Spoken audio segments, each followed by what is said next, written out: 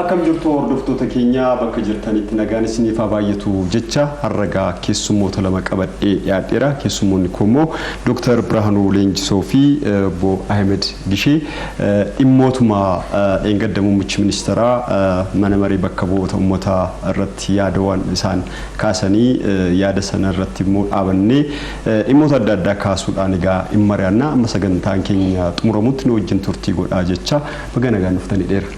Galata. Meegaa muummichi ministeeraa wanta baay'ee kaasan dheengaddaa isa keessaa gara jijjiiramaatti osoo hin dhufin dura chaalenjii fa'aa ture isaan gara muummichi ministeeraatti akka hin dhufne wantoonni godhamaa turan wanta baay'ee kaasaniiru. Mee isaan keessa amaluma murna juuntaa kanarratti mee amala isaanii akkamitti ilaaltu amalli isaanii maal ture dinagdeedhaan siyaasaan karaa hawaasummaatti wanta baay'ee waan tureef mee Obbo Ahmed irraa kaasu. Egaa amala isaanii jettee odoo waan biraan haasa'in waa'ee amala isaanii fi akkatti isaan if yaadanii fi uummata biraa yaadan sirriitti tuquun barbaachisa. Amalli isaanii nu malee biyya kana keessatti namni bulchuu mirga qabu hin jiru, nu malee goonni hin jiru, nu malee jabaan hin jiru. Biyyi tun ammoo nu malte ummati biyya kanaa qabeenya biyya kanaa ammootuyyuu akka qabeenya dhuunfaa isaanii ilaalan isaa fedhan nama abbaa fedhe ajjeesaa abbaa fedheedha. Qabeenya saamaa qabeenya qofa miti ka biyyaa qofa miti ka dhuunfaa ka ummata biizinasii warra biizinasii gaggaarii qabu biizinasii san dhaqanii dirqiin keessaa baasaa karaa illeegaal ta'een karaa taaksii mootummaan kafalleen gumruukii hin kafalleen meeshaa garaagaraa seensisaa biizinasii keessaa ikoonoomii biyyattii keessaa hunda ummata biraa baasanii ofii qofa qabachaa so walumaa galatti nu malee biyya kana abbaa katti ta'u ka bulchuu danda'u ka dandeettis itti qabu ka mirgas itti qabu hin jiru waan jedhurraa ka'anii gaafa murmiin ummataa biyya keessa dhoohee waggaa 27 hacuuccaa jaraa jala jiraachuu san didee ummanni keessatti ummanni Oromoo protestii sana kaasee maaster pilaaniidhaan wal qabatee isaan dhiibuu eegalullee dhiibee achi immoo warri dhaabnee yeroo san jiru OPDO jedhamu achi keessaa warri mirga ummataa kabachiisuu qabna ummata keenyaaf dhaabbachuu qabna dabni ummata keenya irra jara kanaan hojjetamaa jiru yakki ummata keenya irra jara kanaan hojjetamaa jiru birallee waan jiraniif waan arganiif dhaabbachuu qaba yakki kun yakkaa oliiti ka himamee hagaamma nu himne kanaa ol isaan ammoo sirri diteelii quba qabu waan taateef gara ummataa goranii ummata wajjin ta'anii qabsoomsuun dhiibee muummicha ministeeraa duraanii Hayilamaariyaam Dassaaleny akka aangoo gallakkisu ta'ee sana booda gaa eentu dhufa waan jedhu namni keessaa ol bahaa dhufe Dr. Abiyyi ture. Walgahii isaanii irratti maaltu akka ta'aa ture yaadattanii akka Dr. Abiyyi hin filatamne hacuuccaa hedduu godhaa turanii jechuudha loobii godhuudhaan even namootuma kennayyuu achi waliin gaggaragalchanii si fillaa ati inni akka hin filamne godhi maal jedhuun waan hedduu gochaa turanii jechuudha. Sanatti gaafuma dhumarraa filannoon Dr. Abiyyi ta'uu sanayyuu isaan sagalee 45 qaban takka hin kennineef jechuudha. Inni akka filatamu hin barbaannes hin feenes dura dhaabbatanii jechuudha. Egaa akkasittuu ta'ee egaa koaalishiniin garaagaraa uumamee warra kibbaa wajjin warra naannoo Amaaraa wajjin uumamee OPDO waliin ta'anii sadii ta'anii sagalee injifannoo argatee boodayyuu ittiin kenninu warra akka Abboy Sibaat fa'aa ijoolleen dulloonni sanii sunniin akkamitti mucaa daa'ima kanatti biyya bulchuu hin danda'u egaa akka warreefsiin jedhe sana akkami isa dandeettiin qabu akkami biyya isa kennine amannee deemna waan jedhu itti ba'iinsi filannoo saniiyyuu sa'aa dheeraaf ture jechuudha. So haala saniini booda gaa haalli dhiibee hin dandeenye dhiisanii keessaa bahanii haala akkanaatti ture jechuudha. Yeroo si chaalenjiin achi dura ture. Ergi isaan gara muummicha ministeeraatti dhufanii akkuma isaan dhufanii gaa jaalalli uummataa baay'ee dabalee ture. Uummannis baay'ee deeggarsaan gara isaaniitti goruu jalqabee ture. Isa sana dhaamsuudhaan abjuu yookiin immoo hawwii uummanni qabu sana dhaamsuudhaaf wanta baay'ee isaan gochaa turaniiru uummata buqqisuudhaan isaanis immoo muummicha ministeeraa achuma keessatti bilisummaa akka hin arganneefaa isaan wanta baay'ee paarlaamaa irrattis wanta kaasaa turan jira. Dhimma kana bilchina kana akkamitti ilaaltu isaan kana dandamatanii dhimmoota jijjiiramni akka dhufu ikoonomiidhaan immoo wantoonni kaleessa dinagdeen hatamee ture fa'aa iddoo isaatti akka deebi'u tattaaffii isaan gochaa turan irratti mee dhimma kana akkamitti ilaaltu isin? Galatoomii homaa gaafiin qabu jabina amma nan jedhamne qaba muummichi ministeeraa. Jabinni isaas maddi jabina isaa I think hubannoo inni isaanii qaburraa madda jedhee amanaani. Waa tokko tarkaanfii irratti fudhachuu yookiin waa godhuu dura hubachuun baay'ee barbaachisaadha. So isaan hubachuunsaa waan amma godhe kana akka godhu probably kanaa ol illee yeroo gabaabaa keessatti illee waa baay'ee godhuu akka danda'u isa dandeechisaa jedhee amana. Maali inni hubannoon sun Ahmad kaasee jira waan xiqqoo duuba deebi'ee sii tuqa. Jarri kun eenyu? Humni kun eenyu ka jedhu san amma ammaatti waan hubannoo natti hin fakkaatu waan sadarkaa biyyaatti sadarkaa sabaatti sadarkaa baha Afrikaatti sirriitti waan hubatame natti hin fakkaatu. TPLF paartii miti yookiin immoo akka namni jedhu kana paartii siyaasaallee kwaalifaa hin godhu. Uumama isaaniiti saayikoosooshal neecharii wayiitu jira duuba uumama isaanii duuba jechuudha. Maal innis amma fakkeenyaaf naannoon Tigraay cuuccamee kan jedhu rakkootu jira naannoo san rakkootu ture jaruma kanaa waan dhalee rakkoo sani. Tokkoffaa naannoon sun naannoo Itoophiyaa kaan irraa bifa adda ta'een yeroo baay'ee naannoo lola jala ture. Yeroo Minilikis lola jala ture, yeroo Haile Sillaasees lola jala ture, yeroo Dargiis lola jala ture, yeroo Ihaadigillee lola jala ture. Ammallee erga jijjiiramni kun dhufe booda lola jala haalatti hin galeetu jira jechuudha. Kanaafuu kuni by itself saayikooloojiin inni uumu jira. Lolli sitti deddeebi'uun kuni Aduwaan achi ture, Xaaliyaaniin achiin dhuftee yeroo Haile Sillaasee weerarte, Dargiin wayyaanedhaan achitti wal lolee. Isaayyaasii fi Mallas achitti wal lolanii amma immoo wayyaaneen achuma kaate mootummaa amma jiru kanaan wal lolte jechuudha. Kunumti by itself lola jala jiraachuun kun saayikoo sooshaaliin inni uumu jira. Lolarraa immoo rakkoon biraalee kan maddan jiru kan akka beelaa fa'a. Kuni walitti hidhameetti jara kana dhale jechuudha. Rakkoo keessaa maddan. Rakkoo keessaa ba'uun kee immoo sammuu keetii irratti impaaktiin inni qabuun jira. So rakkoolee kana rakkoolee wal xaxaa socially, economically, politically waan wal xaxaa kana keessa ba'uudha akka falaatti kan isaa fudhatan maalinni nu Itoophiyaa yoo bulchine qofa nagaa argannaa waan jedhu ragaan jechuudha. So gureellaa ka ta'an san godhuu fi gureellaa ta'anii lolanii dhufan jechuudha. Aangoo qabatan lolanii waraananii. Tokko waraanni innoo baay'ee achitti waan deddeebi'eef jarri kun waraana wal baranii jiru. Waraana wal baruu qofa miti. Waraana akka waan isaan qofti danda'aniitti ilaalutu jira. Sanumatti fayyadamanii dhufanii aangoo qabatanii sanumatti fayyadanii waggaa 27 aangoo irra turanii garuu booda uummanni keessayyuu qeerroon Oromoo uummanni Oromoo kana booda sin hin baannu jedhanii fincilanii gara aangoo irra buusutti deeman jechuudha. Aangoo irra gaafa uummanni Oromoo fincilee bakka kana booda akka irra turuu hin dandeenye amanan maal godhan?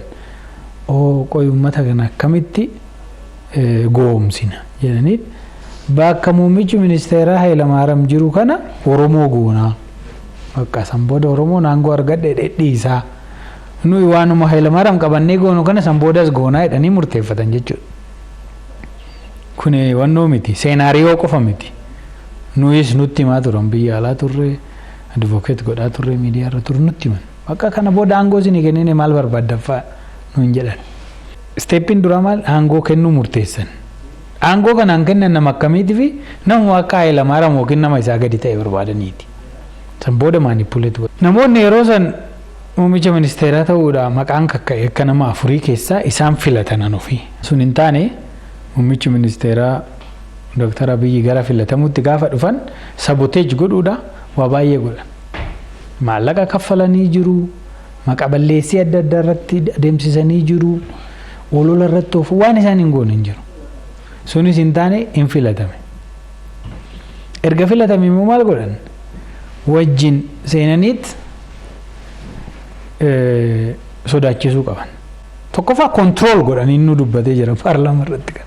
Control godhanii namichi akka hin sochoone qolfii isaa hin qabanii biiroo isaa hin qabanii nama isa dubbisuusaatti itti himaa namni isaan eegwan isaaniiti waa hundaan sodaachisanii terrorize godhanii jechuudha. Sammuu isaa jeeqanii akka Hayilamaariyaam sanitti akka ajajamuuf godhuudhaaf. Akka Hayilamaariyaamitti hoggaan jedhu booda itti dhufna. Hayilamaariyaam nama jabaadha. Waa'ee isaa yeroo baay'ee irraa irraa dubbatu qabna. I think muummichi ministeeraallee yeroo darbe acknowledge godhee jira. Waan inni taphatan personally story isaa share na wajjin godhe waan inni taphate waan salphaan turre. So seenanii akka inni dubbatanitti furtuu mana isaa, furtuu biiroo isaa, eegduu isaa, namni inni dubbisu waa hunda kan harkaa qabu Geetaachoo ture. Geetaachoo Asaffaa. Haala kanaan sodaachisnee of harka galchine jedhanii yaadanii achi booda akkuma argitan ka hangayoonni isaanii ka akka Dabratsiyoon fa'aa dhufanii namichi kun nama ajaa'ibaati. Nama nuu akkanatti hin beekne nama ajaa'ibaati jedhanii ofitti qabuudha maddii deeman. Hin taane.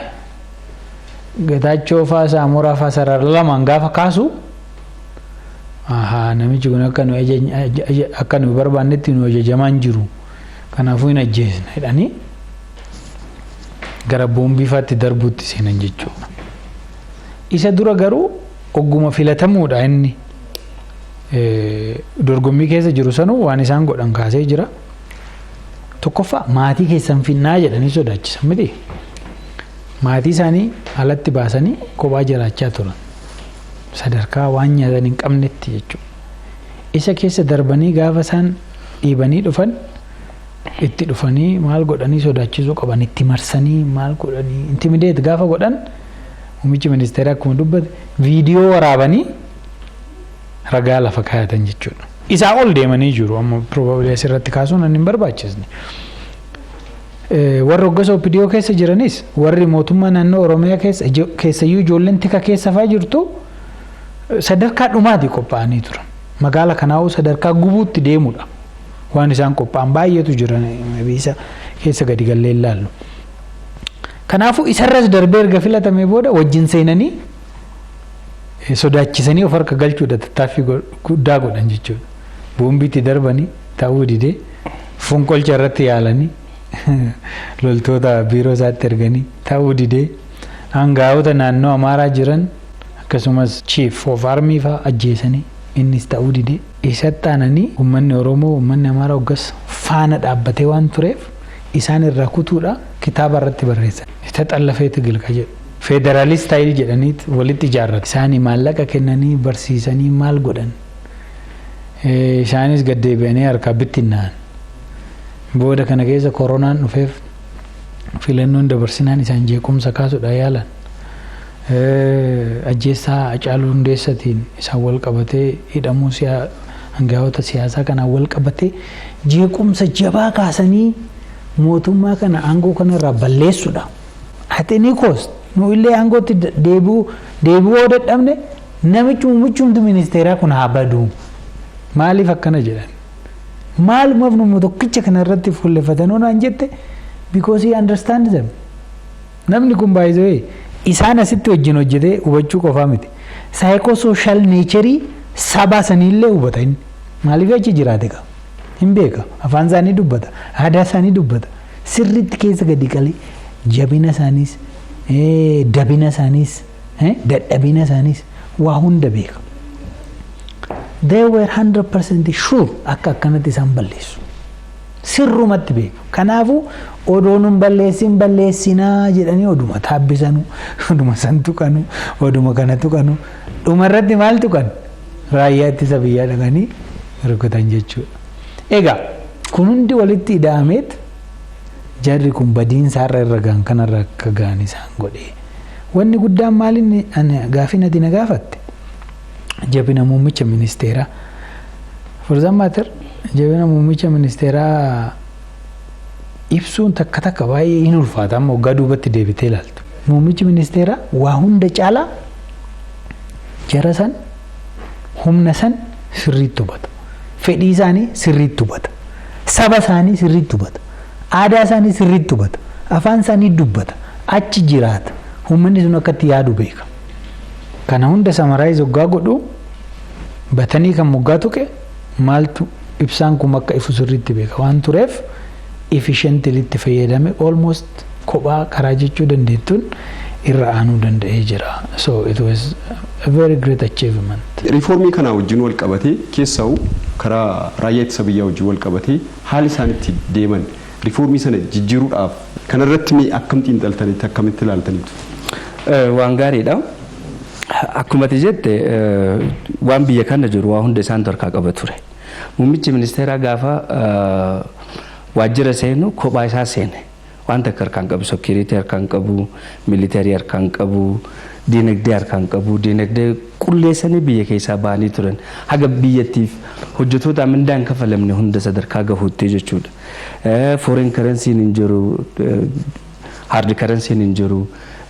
Medicine mayyuu dawaayyuu waan ittiin galchan hin turre. Haalli wanti inni biyya kana haalli inni itti inherit godhe almost biyya akka kollaapsu gootutti godhanii biraa deemanii jechuudha. So militariidhaan ol qabatee maal godhanii dheengadda persentiidhaan kaa'ee jira tokko tokko sadarkaadhaan eenyu eessa akka jiru jechuudha. So almost jabina isaa by the way warreef biree gaafatte waan tuquu barbaachisu military isaan qabatanii warra gubbarraa haga gadii warra including warra rokkeetii dhufaa dhukaasu samiinizii keessa warra jiran hundi completely isaan bakka ta'etti every chain of command irra bakka isaan jiranitti osoo militariin akkanaa jiru karaa jarri hin beekneen osoo jarri hin beekin hedduu isaanii akkuma jiran dhiisee particularly humna Republican Guardii kana karaa adda addaatiin osoo jarri ittiin dammaqin ijaarachuudha jechuudha. Ijaareeti warra samiinizii san almost tuquu hin dandeenye. Tuqamuu hin danda'u everything control godhanii saniifuyyuu balaan dheengadda isaan geessan sun akka malee balaa guddaa akka dhaqqabsiisu ka goosise waan isaan control godhaniif warra gara biraa jiru garuu silently osoo hin taa'in reform gochaa ture jechuun namootaan bakka buusuu training biyya alaa erguu meeshaas bituu including meeshaa droonii even itti himee jira jedha garuu akka argan hin goone. So they didn't understand odoma security intelligence biyya kan waggaa 27f diriirfatan harkaa qaban they didn't irrangeen waan inni goggochaa jiru sanaa jechuudha. So kara tokkoon kana godhaa jira. Kara kaaniin ammoo biyyi tun ungovernable akka taatu akka nageenyi hin buune akka tasgabbiin hin buune maal godhaa turanii conflict bakka bakkatti wanni gochaa turanii jechuudha. Akka walitti bu'iinsi uumamu naannoo garagaraatti argitaa. Even fakkeenyaaf not only nama sabaaf saba waliif faa buusuudhaa miti. Nama kennayyuu akka ka'ee bifa garagaraatiin socho'ee mallaqaan godhanii maaliin godhanii namni akka du'u. Jijjiirri kaleessa jala du'aa turre har'as du'aa jirraa akka jedhan. Kana wanti orchestrate godha isaantu achi taa'ee asitti waan kanniin orchestrate godhaa jechuudha. Everywhere conflict jira. So osoo kun hundi ta'aa jiru odoo challenging kun hundi ta'aa jiru overcome godhee gaafa dolli ka'u within 27 days waa hundaan irra aanee jechuudha. Strategiin irra aanee, psychologiin irra aanee, even the way he communicated gaafa jalqaba jarri raayyaa ittisa biyyaa dhahan sana maaltu ta'aa jiraayyuu asii quban qaban because communicationiin ciccitee jira warroota isaanii iddoo garagaraa jiraniin jechuudha. So haala garagaraatiin raayyaa ittisa biyyaa waraana achi jiru sanaan qunnamanii haga jiru san walitti qaqqabanii gara kaanii fidanii almost on the verge of warri kun dhiibuutti ture jechuudha. Kana counter balance godhee reformii gara jarri hin argineen iddoo jarri hin arginetti tolchan saniin namoota saniin fi warra asiin dura dandeettii waraanaa qaban. Wayyaaneen sodaattee keessaa ariite akka baacaa dabaleef dandeettii waan qaban nama dandeettii qabu hin jaallatan abiyyillee sanaaf jibban waan biraa miti dandeettii qaba dennoo namni isaan balleessuu danda'ullee isa garuu leet irra gayan malee dura abiyyi sadarkaa saniif dhufee jira jedhanii yaadan amananii hin beekan waan inni haasayuu fi godhu kana hunda maqaa waanuma ijoollee wayii bakka wayiitti ambitious taatee gootutti fakkaatte malee dededennoo namichi yeroo dheeraaf gattaa'ee isaanis qorachaa biyya kanas qorachaa humnoota jijjiiru hunda laalaa kam akkam yoo goone injifachuu dandeenya waan jedhu istiraatejii baasachaa ture. That is what happened. Wanta akkatti si dabaluu barbaada. Waa'ee dippiloomaa warri alaa pireeshariin alarraa itti dhufaa ture. Pireesharii hamaatti alarraa itti dhufaa ture. Pireeshariin dhufaa ture kun waa lamaaf dhufaa ture. Tokko waggoota 27 kana qabeenya saamaniin maaliin waa hundaan neetwoorkii qabaniin warra biyya alaa hedduu qabattee turte wayyaaneen. Kanaaf propagandistii isaanii ta'an namni akka amma Alex Dawal faa yoo fudhanne so many others.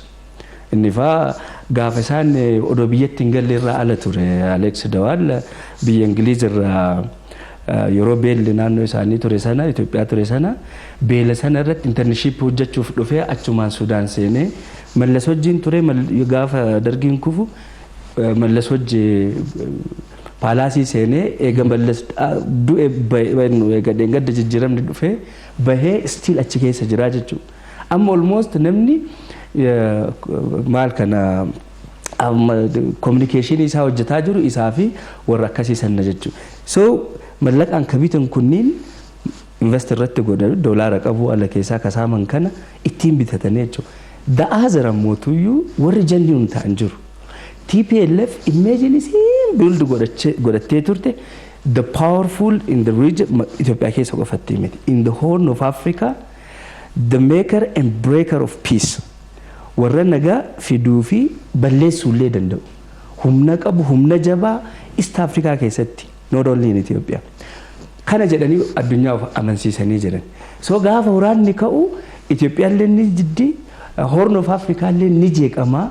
Abiyyi danda'ee jara kan hin injifatu ka jedhurraa sodaa irraati most of warri garee lammataa kariyaaktu godhaa ture.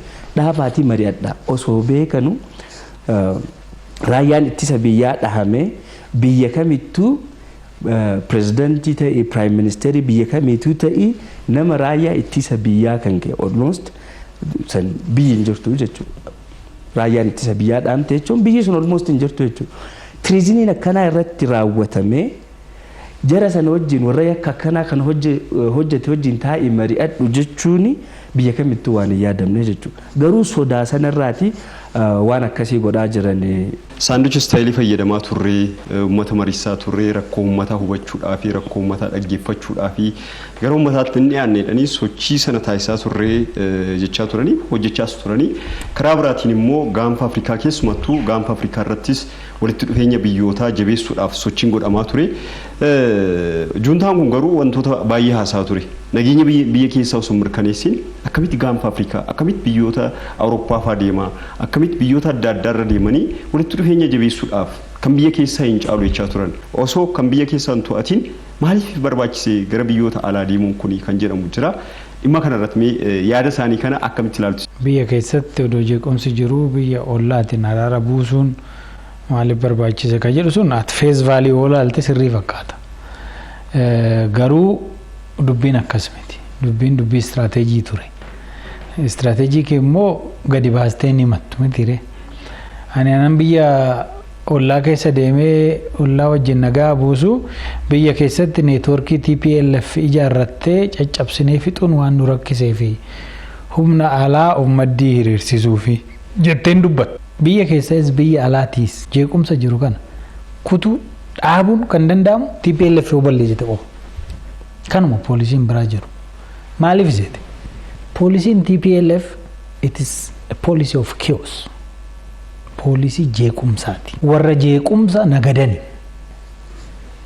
Jeequmsatti fayyadamanii aangoorra dhufan. Waggaa 17 waraananii. Jeequmsatti fayyadamanii waggaa 27 aangoorra turan. Ammas jeequmsatti fayyadamanii aangootti deebi'uuf tattaafatan. Poolisiin isaanii neetwoorkiin isaanii kan ijaarame jeequmsa kaasuufi. Namni tokko maal jedhaa? TPLF Itoophiyaa diiguu biyya tana balleessuu barbaaddee jedhan. No, actually nama baay'eetu jedha. Senior politicians biyya tana diiguu balleessuu barbaadde Itoophiyaa waan jettu tana balleessuu barbaaddee jedhan. I don't think so. Itoophiyaa balleessuu hin barbaaddu TPLF. Itoophiyaa dadhabsiistee bulchuu barbaaddi. Qabeenya Itoophiyaan qabdu hunda ofitti fayyadamuu barbaada. Amma laal TPLF doominantii miti siin jedhan. Yaadi keessattis one party dominationiin hin jiru siin jedhan. Cultural dominationii biyya kanatti han focus irratti ta'u. Cultural and language dominationiidha. Well, cultural and language dominationii afaan Amaaraan aadaan Amaaraa waggaa biyya kanarratti dagaagu kun hin jiru jechuun miti. Qabu isaanis. Garuu over the last 27 years TPLF waan cultural dominationii kanaan Amaaraadhaaf saba kaan hundumaa walitti buusti.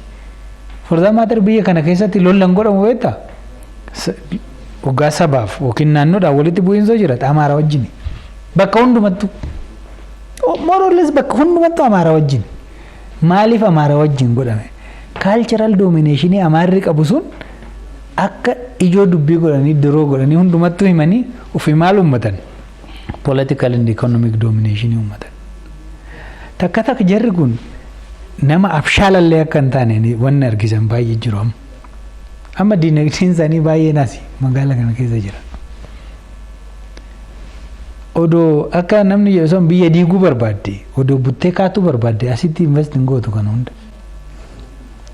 Waggaa waggaa 12 dura natti fakkaata biyya kanatti hangaa isaanii tokko nama waggaas beekama gumruu kana keessa ture.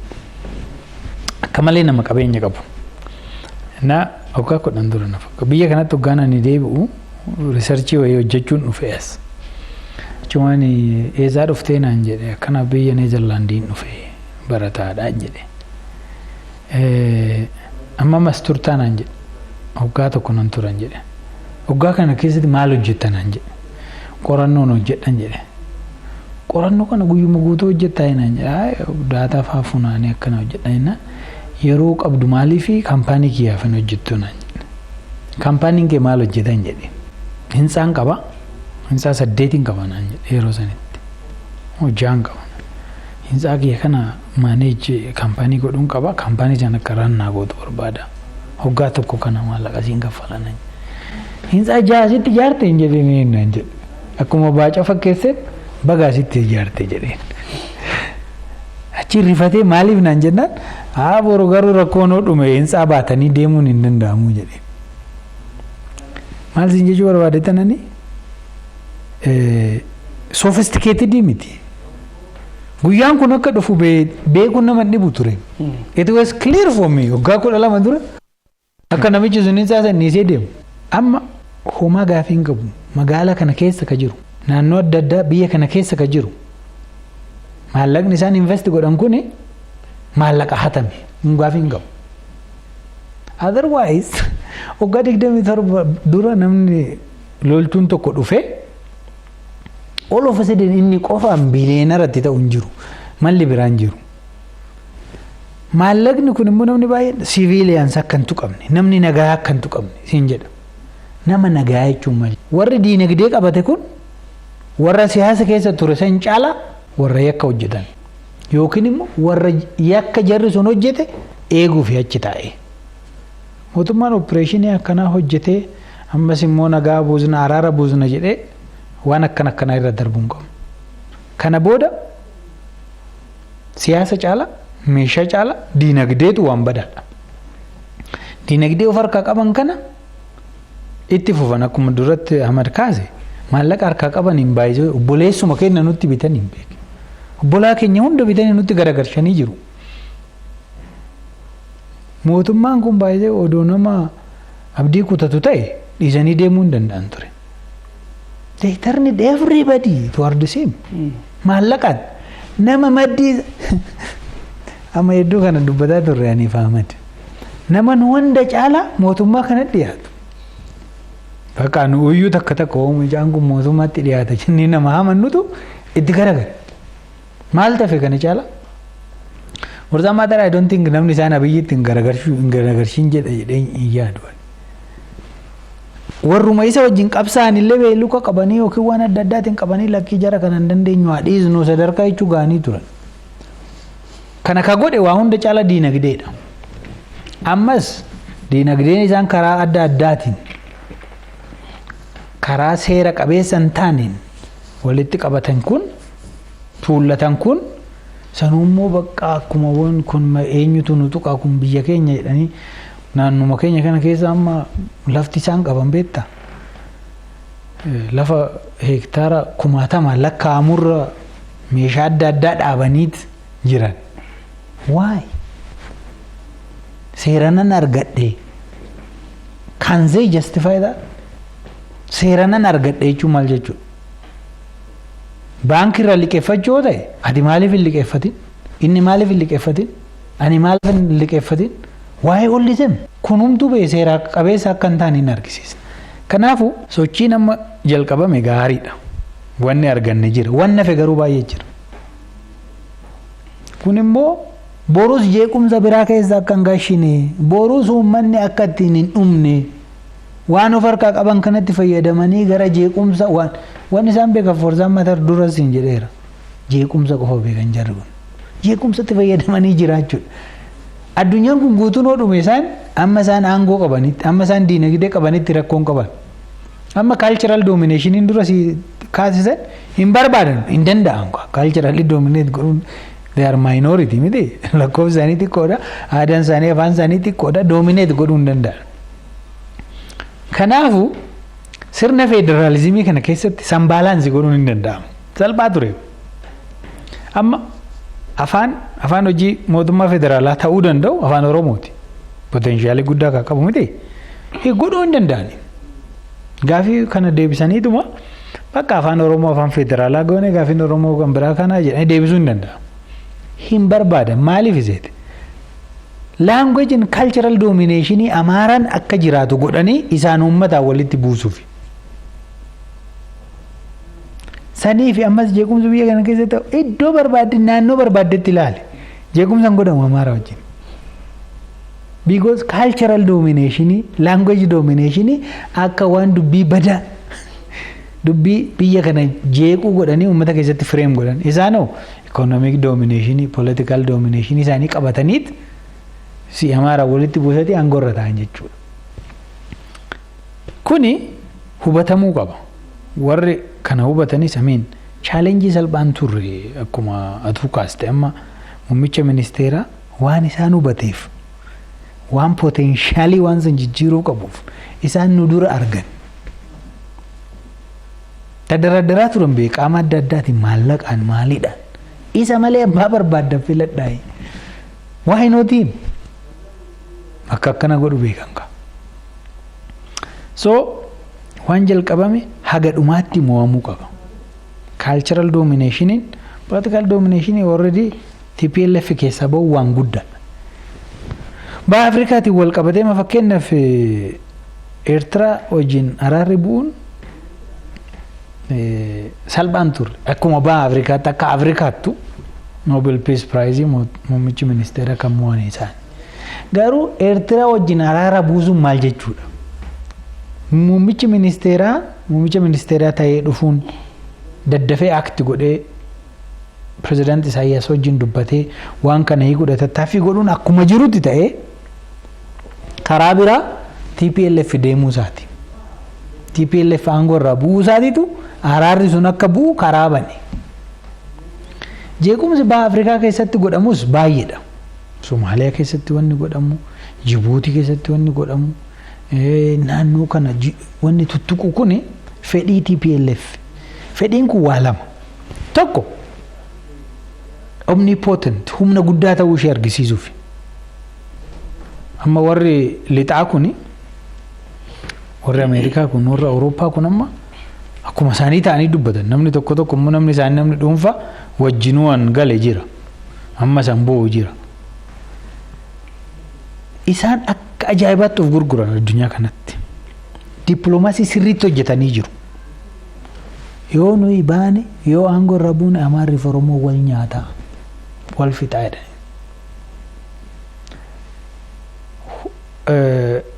Bakka nuyi aangoo irra jiraachuu qabna. Ati inni koos Itoophiyaan akka jiraattuu barbaadan nuyi aangoo irra jiraachuu qabna. Uummanni kun poteenshiyaalii wal nyaachuu genocidal mentaalitii qabanii jedhanii itti himan.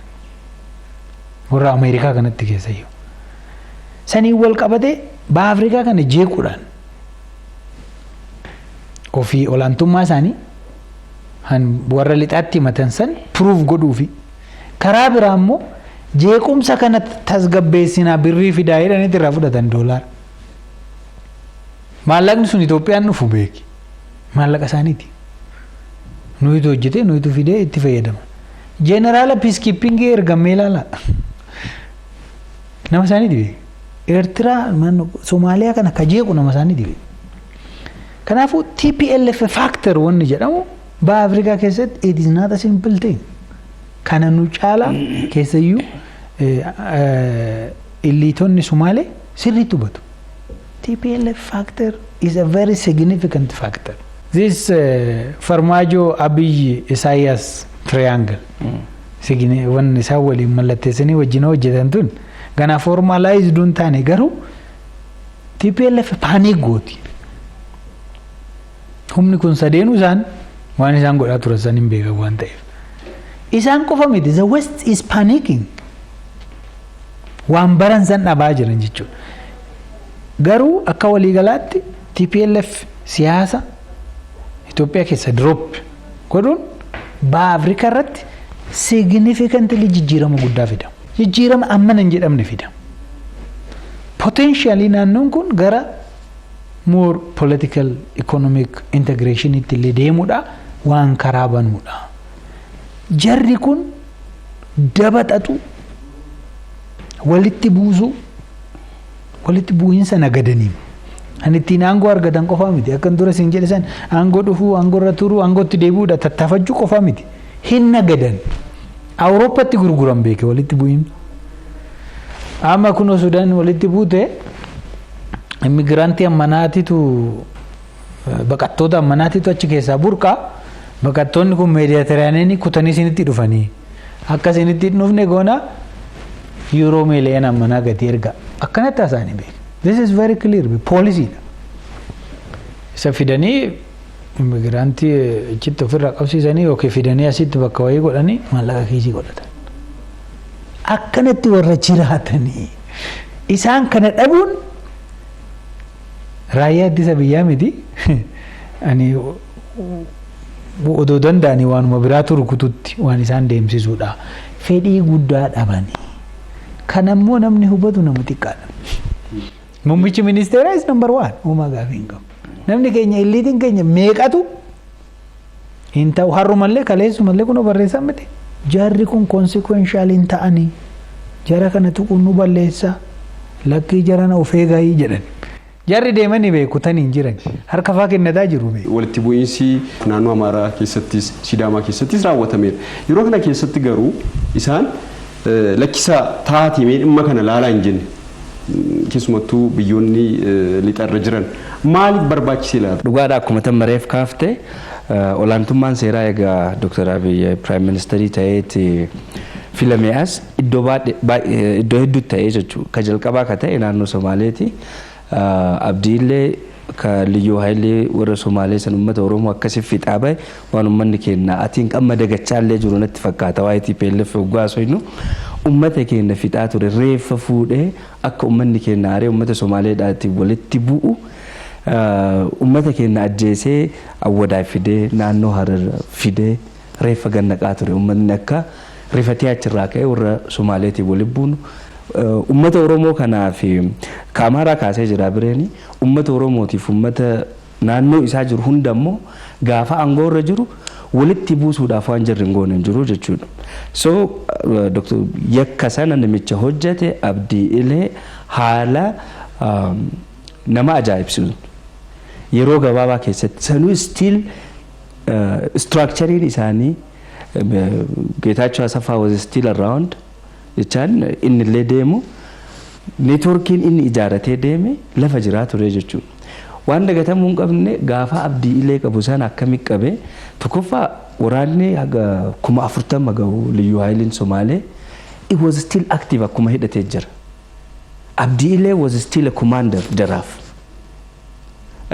Generaalonni wayyaaneedha achitti generaal Kwartarfaa Gabree Dillaafaa waan kunniin komaandii kennaa jiran achi taa'anii osoo kun hundi jiran dandeettii isaa wanta irraa hubattu wanti inni godhe egaa waan gariin icciitiidhaaf taati biyyoota ollaa jiran irra deddeeme osoo abdiillee hin tunne because network abdiilleen kophaan turre warra Somaalee garaa wajjin ture waa hundi jijjiiramaa deema even Kenya, Somalia, Djibouti waa hedduutu ture xaxaa hedduu ture gaafa deemu xaxaa kana hunda hiikaa ture amma eebalu eessa waan jedhu keessa hin seennu kana hiikee abdii illee bifa inni hin beekatiniin mataa isaa qabee galchee jechuudha gaafsan waa'ee olaantummaa seeraa yookaan immoo abdii illee waliin ta'a mari'achuun hin dhufne achii ka'ee naannoo Sidaamaa waan ta'ee jira waan amma kan naannoo Sidaamaa san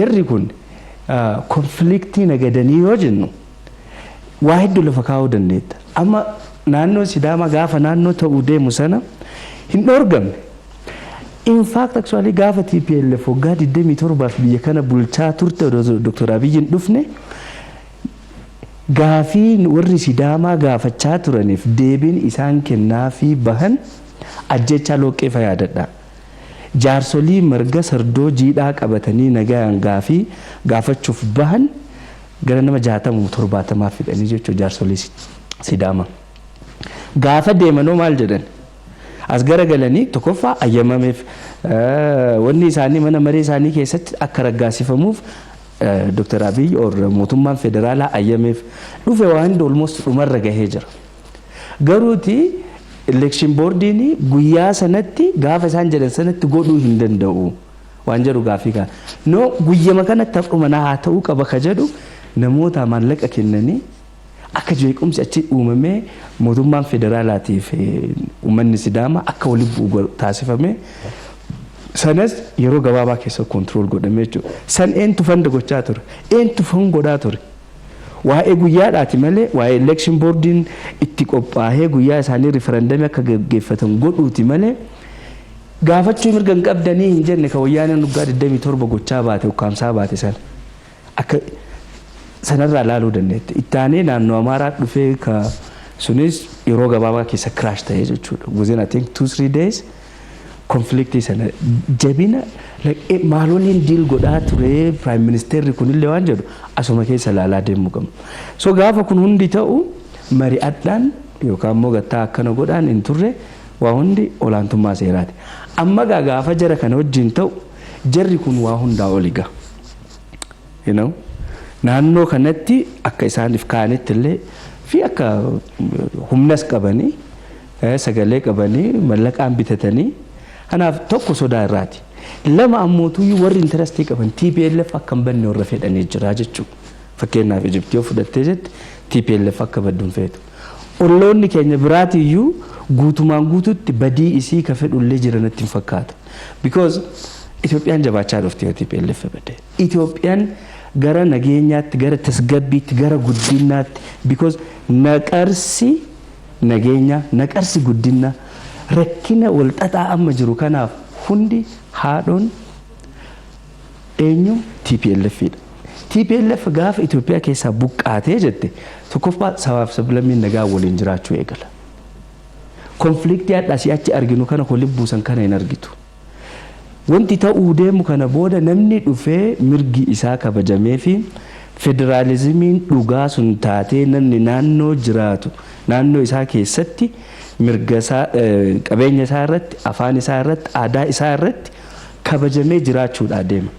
Naannoo isaa sanatti TPLF harka keessa naqattee bulchuuf hin deemtu. Bulchuudhaaf ammootuyyuu humna waan hin qabne minority waan ta'aniif insecure yoo hundaa isaanii. Insecure waan ta'aniif confidenceedhaan warri gara biraa yoo nageenyi jiraate nattuu gara galanii aangoo kanarraa na fonqolchan jedhanii waa yaadaniif wanni isaanii reef amma psychology isaanii reef brain kaase sana nageenyi yoo bu'e guddinni yoo bu'e yoo uf dandeettee naannoo keetti uf bulchite yoo harka keessa naqan nattuu gara galuu because poweriin central isaan harka waan jiruuf na dhiiban waan jedhaniif always konfliktii bifuma ta'een naannoo jirtu keessatti tiima tokko keessatti saba garaagaraatiin akkasi akka jiraatu design godhatanii lafa kaa'an jechuudha. Gaafa jarri deemtu kun hundi ni deema. Itoophiyaan keessattuu akka Oromoon hoogganamtu rakkina kanan qabaattu jechuudha. Maaliif seenterii jirta waan sabni ati sodaattu hin jiru qabeenyi like utubaadhaati. Kuwwan hundi sitti hirkatee jiraachuu danda'a. Like ammachuu waan jedhuun sana. Waan insecure taatee ati sodaattee saba wayii wal loltuuf maal jettuuf hin jiru. Dan mirga isaanii guutuu argatanii waan fedhan godhatanii jechuudha. Gara focus goota gara guddina biyyattii diinagdeetti garagaltaa jechuudha. Kun maal fida naannootti? In the region. Itoophiyaan influential ta'aa dhufti gaafa hiyyummaa keessaa bahaa dhuftu gaafa pirojektoota hojjettu kana hojjettee saba isii uummata isii nyaachisuu eegaltu. Militarli jabaachaa dhuftu. Ka isaan saamanii qabeenya biyyaa qisaasan sana state building gad dhufa jechuudha. Biyya ijaaruu gad dhufa jechuudha. Kun diplomatically ta'ii, economically ta'ii, influence Itoophiyaan Horn of Africa qabdu ni dabala. Competition hin jira beek always warra naannoo jiru wajjin. Dhageettiin isiin ammallee addunyaa bira qabdu Afrikaa keessa qabdu ni dabalaa jechuudha. Kanaaf Itoophiyaa yoo dadhabde irra barbaadan sanka godhammoo yoo TPLF jiraatte it is easy TPLF factory revenue jedhu sun. Gaafa siin buqqaate ammootuyyuu Itoophiyaan hin guddatti haala kanaafi interesti garagaraati kun sadeessoon kareef siin jedhe sana sodaananiiti TPLF biyyi inni injifatti jeequmsiin ka'a refugee maal ta'a crisis biyyi hin diigamtii terrorism al-shabaab maal kana ka jedhuun like image isii sana humna isii sana dhugaamaanillee guddaa qabdi ture strategy abiyyiitu jira kuffise malee.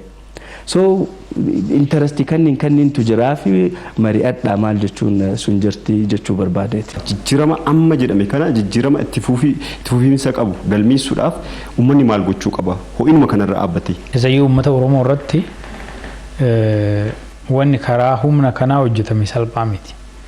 Amma isarrattu takka hedduu kana wanni ka'u TPLF qofatu nu ajjeese jedha. Warri amma biyya bulchaa jiran warri gara prosperity dhufan warri hoggas OPDO turan keessan turre isin jedha. Nama keenya isin jedha illee dige. Karaa biraa garuu gaafin isaan sitti man isa dura narratiiviin isaa sitti mammaa'inni OPDO kanaa waan tolche TPLF isin jedha. Kun wajjin hin deemu waan akkanaa kana sirreessuudha ammoo wanni barbaachisu. Waan baay'ee cabsite saba Oromoo jala. Isaan keessaa duudhaadha inni guddaan. Duudha Oromoo dura waggaa baay'ee cabsuudha tattaaffiin godhamaa ture garuu akka TPLF cabsan jiru. Hinuma unkuteessite jechuu dandeetta. Akkatti walitti taasisuuf nu cabsite beektaa. Akkatti obboleessa taasisuu cabsite.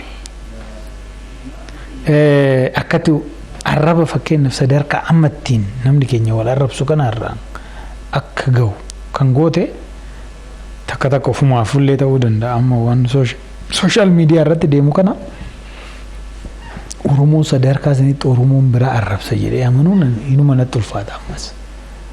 So Oromoo irratti wanni ishiin goote keessa inni guddaan duudha because Oromoon beektaa is a very cultural society. Oromoon rakkoon inni qabu siyaasa sophisticated ta'e. Siyaasa istiraatiijiidhaan guutame ijaarratu irratti rakkoo qabu. Diinagdeen jalaa gadi deeme malee ol hin deemne Oromoo. Garuu karaa aadaa, karaa duudhaa Oromoon baay'ee sooressa. San jalaa diiguutti seente. Maaliif yoo duudhaa sanuu qabatee deeme loojikii duudhaa saniin, loojikii aadaa saniin walitti taasisee boru fedhii kiyya kana na jalaa cabsa jettee waan yaadduuf diinagdee fi siyaasa already irraa fudhatteerti. Anuma waloo isaa wajjin qabu walitti dhufeenya san jalaa diiguutti seente jechuudha. Kanaafuu uummanni Oromoo wanni inni godhuu qabu keessa inni dura waan amma godhame kanas mooyinsa wajjin mo'ame wajjin nama kenna baay'eetu irratti hirmaate waan kana. Waan kana design godhe strategistii waan kana hunda uuma waan gaafii hin qabne Oromoodha. Waan ijoolleen Oromoo jajjabduun ol baate nama 2 3 4 5 taasisuun hojjette kana irraa barannee injifannoo kanatti fayyadamnee keessa keenyatti cawiinsa ishiin uumte san fiksi godhachuu fayyifachuu qabna jechuudha madaasan. Oromoo amma waan garaa nama nyaatu baay'eetu jira. Keeriyaat qabamte gaafa jedhan hin gaddanam, hin boo'anam. Gaafa Baacaa Dabalee qabameedhaan garuu hin gammadan. Jeneraal Baacaa Dabalee nuu qabame jedhanii gammadan. Oromoo gaafa obboleessi isaa qabamu gammadee gaafa namni uummata Oromoo irratti immoo waan kana hunda hojjetaa turu qabamu gaddu akkamitti ibsitamee kana. So kanatti fayyadamnee wanni nuyi fayyisuu qabnu kana. Kun cabiinsa amma nan jedhamne akka sabaatti maallaqaanis bitanii haa ta'u namni kun maallaqa doolaara miiliyoonaan bitanii cabiinsa akkanaa keessa galchan cabiinsa hamaadha kana fiiksi godhuu qabnu. Isa dura garuu sooftiweeriin wayyaaniin sammuu namaati irratti feete duratti Ahmadis kaasaa ture suni humna jabaadha, humna cimaadha, humna rukutamuu hin dandeenye, humna yeroo hundumaa moo'u jedhanii yaaduun sun amanuun sun nu keessas jira. Isaan keessas gale baay'isoo isaan sobamu kun miti humna gaarreen sochoose taraarochi ni hanqaxaqqate tuulidde taraaraan akkamitti socho'a amma kun soba miti soba akkanaa tuulaniit ofiifis amananii nu amansiisutti ofiifis amananii achi keessatti badan. So soba waggaa 27 waggaa 40 akkanatti tuulan kana meeshaa bitanii boodammoo hatanii maallaqa hatanii fooriin nama warra araara maal jedhu kanas maallaqaan bitanii for that matter namni isaan bribe godhan namuma ordinary qofaa miti mootummaa biyya gurguddaatis bribe godhanii amma seneetaroota Ameerikaa keessa hin bitatanii loobistii bitatanii nama isaan bitu extra maayilii deeman soba kana eegsisuudha. Eegsisaniiru waggaa 30 eegsisuun salphaa miti. Because soba adii akkamitti eegsista? Guyyaa takka eegsisuun nama dhiba. Akkamitti taraarochi ni hanqaxaqqate akkamitti kun hin ta'u kun you only need to question it. Garuu kun akka amanamu maallaqaan meeshaadhaan humna hin jirre irratti dabalanii godhaniiru. Sobni immoo amma fee haa tuulamu, amma fee meeshaadhaan haa eeggamu, amma fee maallaqaan haa eeggamu malee soba ta'uun isaa nafu soba kun.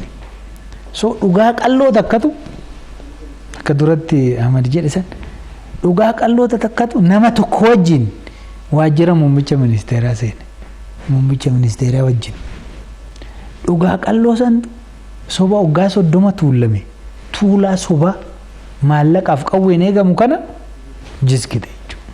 Kanuma this is the reality. Dhugaa qabaachuun with determination si moosisa. Kun wayyaanee qofaaf miti uummata keenyaaf barbaachisaadha. Uummata Oromoo uummattoota Itoophiyaatiif barbaachisaadha. Truth win huma gaafii hin qabu. Kana amanuudha.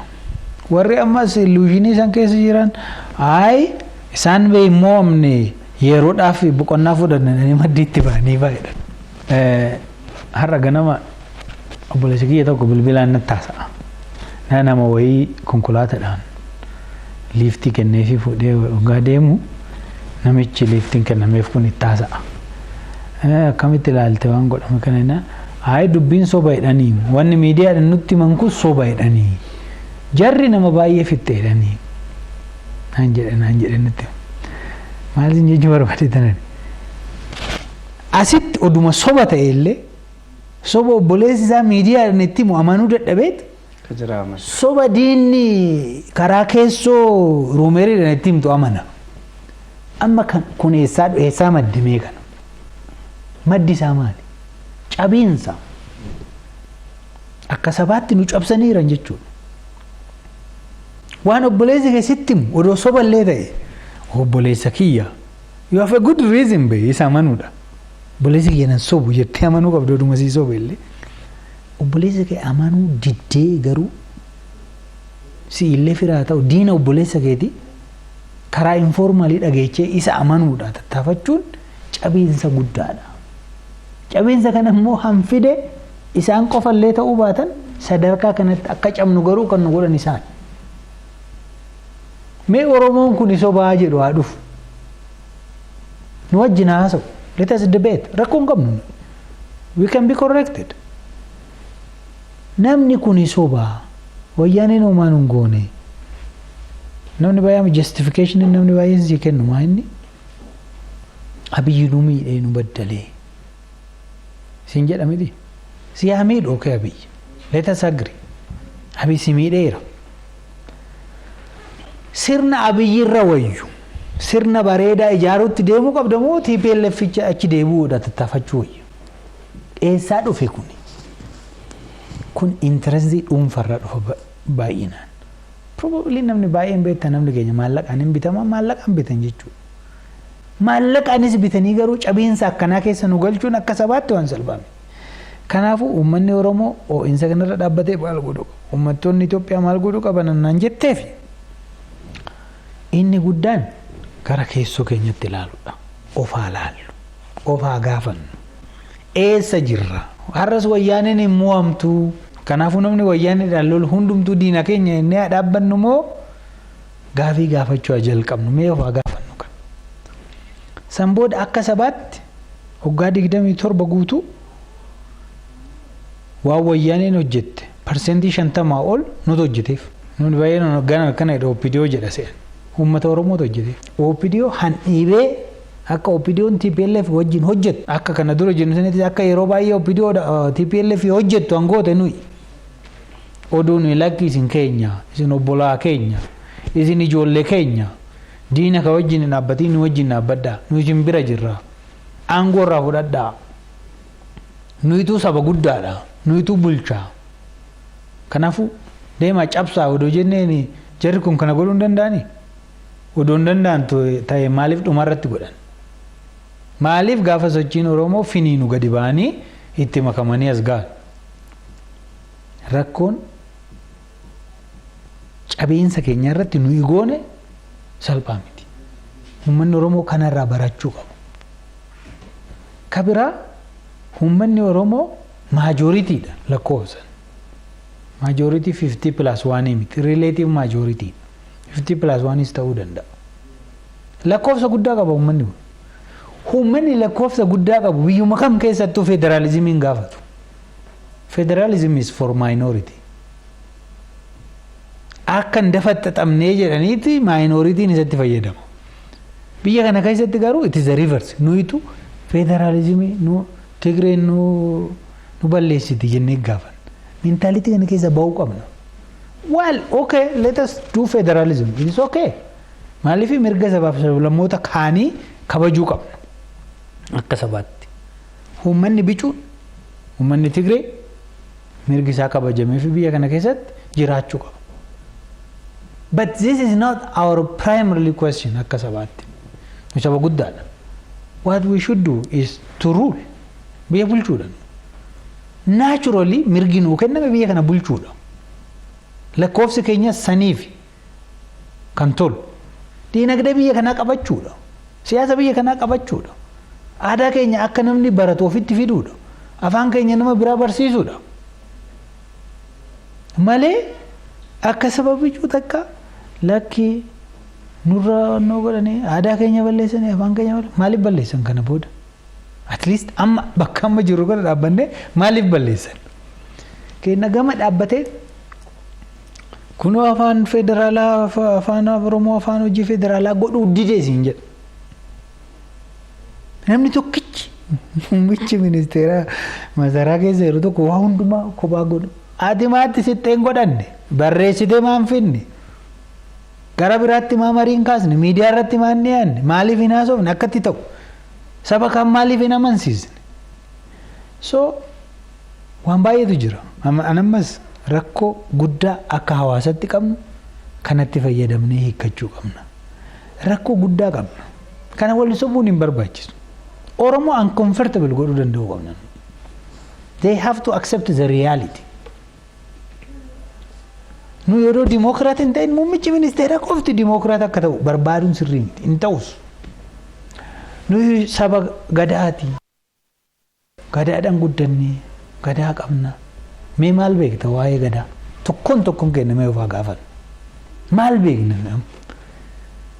Gadaan amma nama arrabsuudha. Eenyummaa walirraa mulquudha. Ahmad Gishee kana ammoo waggaa barbaadan Oromoo miti. Okay, Oromoo haa godhuu dhiisan. Oromoo ta'u let us know he is not Oromo. Waan inni ta'us immoo isaantu beeka beekta. Oromoo ta'uu waggaadhaan whether he is going to be Kambata, Wallaita, Tigray waan inni ta'us isaantu beeka. This is so unrealistic. Kana keessa bahuu danda'u qaba uummanni Oromoo. Yaadarra dhaabbatee yaada wal falmee shigalee duudha at least waan haaraa uumuu dadhabne aadaa bareeda duubaa qabnu sanas finnee akkana yeroo kana ta'utti itti fayyadamuu danda'u qabna. In conclusion, cabeensa guddaatu uummata Oromoo irra ga'e. Uummanni Oromoo cabeensa kana keessa bahuudha. Injifannoo amma argame kanatti fayyadamuu qaba hin jedha buleessa ko. Egaa daawwattoota keenya sagantaan keenya har'aa kana fakkaatu ture. Sagantaa kana gaggeessuun kan isin wajjin turtii godhe aan Malkaam Abdataati. Sagantaa birootiin hanga wal arginutti nagaatti jecha sagantaan OBN kan biroo garuu itti fufu.